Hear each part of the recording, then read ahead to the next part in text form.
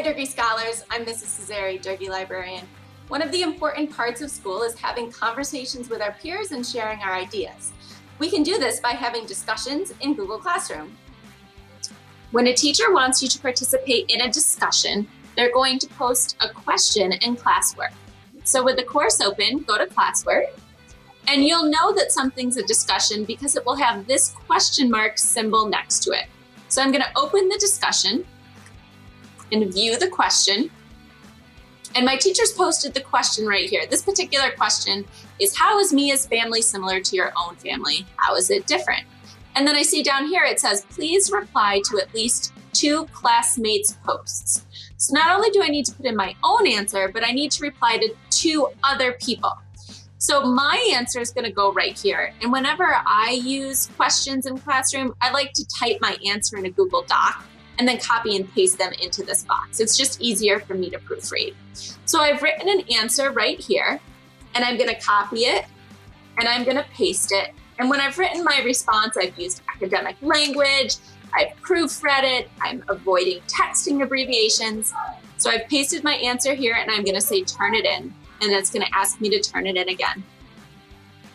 Once I've submitted my answer, I'll now have the opportunity to see what my classmates have said. So I can click on this button to see classmate answers. I'll see my answer, and I'll see another student's answer. So I'm going to reply to this student's answer. To reply to this student's answer, I'm going to click the reply button and add my reply. So when we're adding replies in Google Classroom and participating in a discussion, you might be wondering, what the heck am I supposed to say? So here are 3 suggestions for how you can reply in online discussions. And these 3 suggestions are based on the TAG acronym, T-A-G. Each letter stands for something. So you could take your reply somewhere new, you could ask a question, or you could give support to build on an idea. When you're writing your reply, remember to use the person's name, use an academic writing style, and be respectful and polite. So you can pull any of these sentence stems or sentence starters to help you come up with a reply for a discussion in Google Classroom. I'm going to pick this sentence stem, I connect with because, and use that in my reply. So I've typed my reply out here. Notice I used the person's name, I said Clark, and then I say, I connect with what you say about your parents working hard.